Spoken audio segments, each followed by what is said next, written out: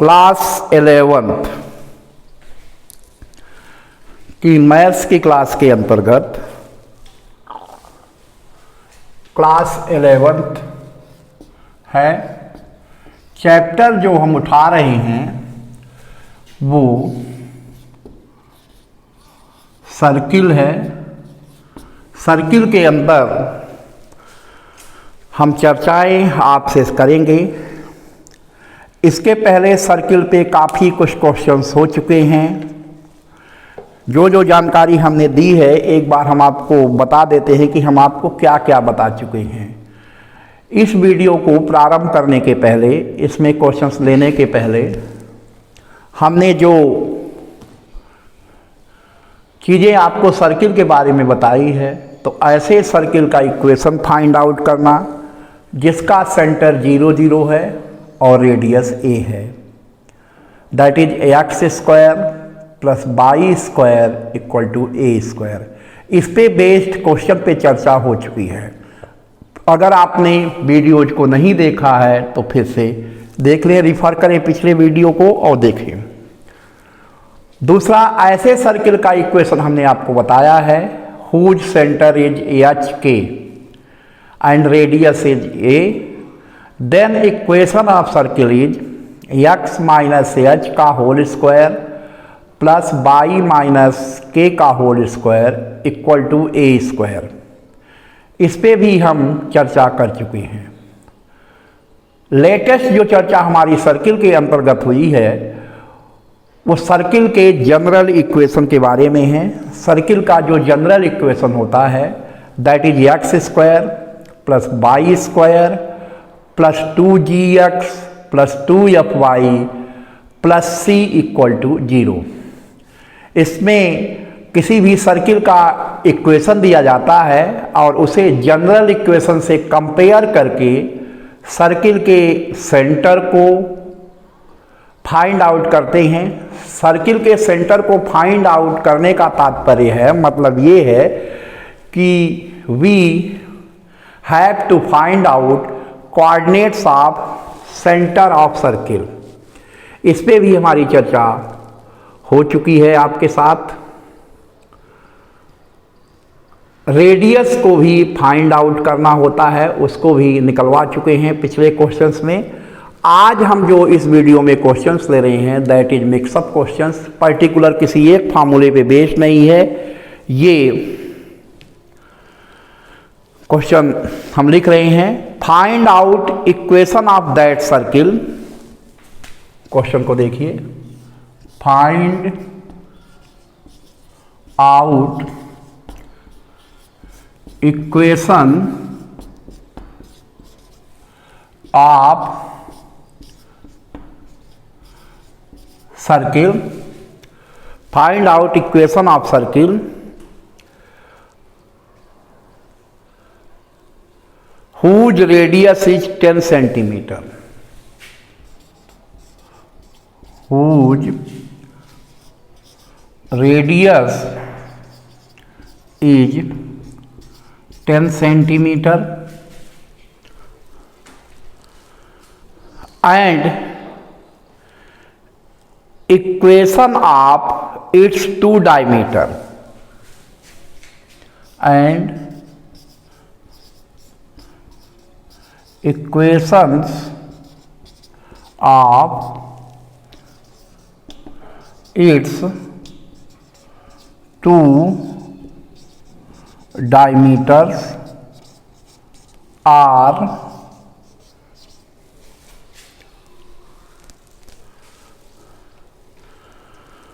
x plus y equal to 6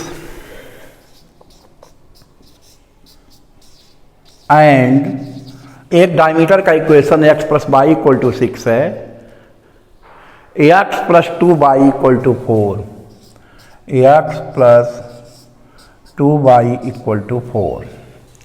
देखिए question को पहले ध्यानपूर्वक पढ़ें। It is as following, question इस तरह से है, find the equation of circle whose radius is 10 centimetre. find the equation of circle whose radius is 10 centimeter and equation of its two diameters। इसके जो दो डायमीटर्स हैं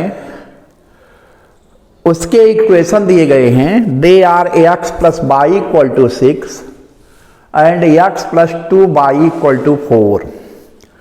आपको सर्किल का इक्वेशन निकालना है जिसका रेडियस यानी a की वैल्यू 10 दी गई है और उसके जो टू डायमीटर्स हैं उनके लिए इक्वेशन दिया गया है x plus Y equal to 6 and x plus 2y equal to 4।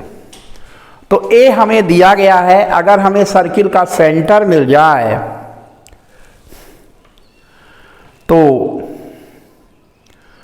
हम सर्किल का इक्वेशन निकाल सकते हैं। तो कोई भी सर्किल होगा, हम यहाँ एक सर्किल बनाते हैं, देखिए।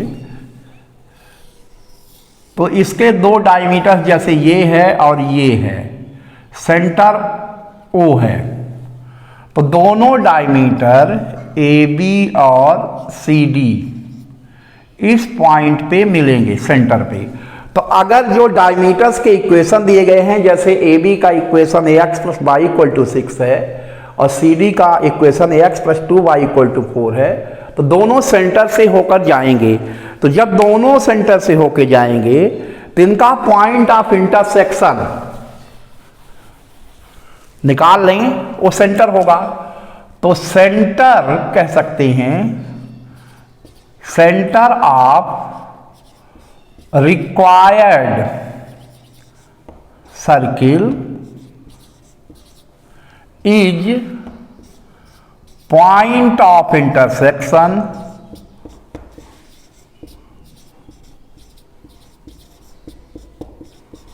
of two diameters। जो डायमीटर्स दिए गए हैं उनको पॉइंट ऑफ इंटरसेक्शन उनका जो है वही सेंटर होगा। तो सॉल्व कर लेते हैं इक्वेशन को। तो X plus Y equal to 6 है और x plus 2y equal to 4 है। साइन इसके चेंज कर देते हैं तो ये तो कैंसिल हो जाएगा। Plus Y minus 2y minus Y equal to 2 आ जाएगा। तो y इक्वल टू माइनस 2 आ गया। अब जब y की वैल्यू हमें मिल गई तो ध्यान दीजिए, x plus Y equal to 6 है। y की वैल्यू पुट कर देते हैं तो x माइनस 2 इक्वल टू 6, तो x इक्वल टू 8। तो सेंटर के जो कोऑर्डिनेट्स मिल गए यानी h और k, this equal to 8 and minus 2। देखिए यहां पर जो क्वेश्चन हमने किया है, कैसे किया है, डायमीटर्स के जो इक्वेशन दिए गए हैं उन इक्वेशन को सॉल्व करके हमने पॉइंट ऑफ इंटरसेक्शन निकाल लिया। वही point of intersection required circle का सेंटर होगा। तो रिक्वायर्ड सर्किल का जो सेंटर आ गया है वो एच के की वैल्यू यानी 8 माइनस 2 है। जब हमें एच के मिल गया और A is given, radius is given, A equal to 10, equation circle का होता है X minus H square plus Y minus K का square equal to A square. X minus 8 का square plus Y minus plus 2 का square equal to 10 का square. Expand कर देते हैं, X square minus 16x plus 64, A minus B के whole square से इसको एक्सपेंड करने पर plus Y square plus 4y plus 4 equal to 100, X square plus Y square minus 16x plus 4y, 64 plus 64 plus 4 minus 100 equal to 0। Equation मिल गया X square plus Y square minus 16x plus 4y। 100 में 68 minus करेंगे तो minus 32 equal to 0। This is equation of required circle. तो जो required circle का equation आ गया X square plus Y square minus 16x plus 4y minus 32। तो कैसे इस क्वेश्चन को किया है, यहाँ पर इसको करने के लिए हमने क्या क्या निकाला है ये हम एक्सप्लेन करें उससे पहले यहीं पे हम प्रॉम्प्ट क्वेश्चन पूछ लेते हैं कि अभी जो हम क्वेश्चन कर रहे थे उसमें सर्किल का रेडियस क्या है। First option 20 centimetre, second option 10 centimetre, third option 15 centimetre, fourth option none of the above. तो ध्यान रखिए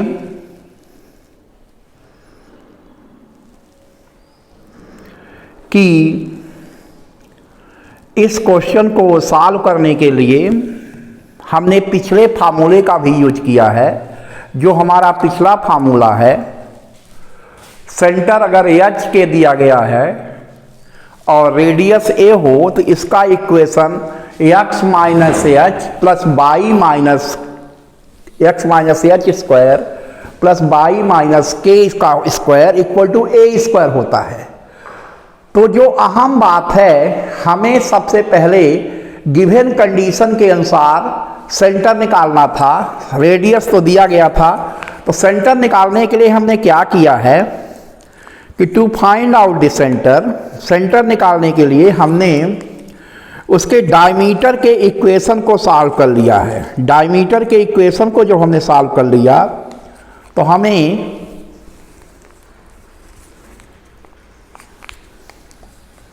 सेंटर मिल गया और सेंटर आ गया 8 माइनस 2। इन दोनों को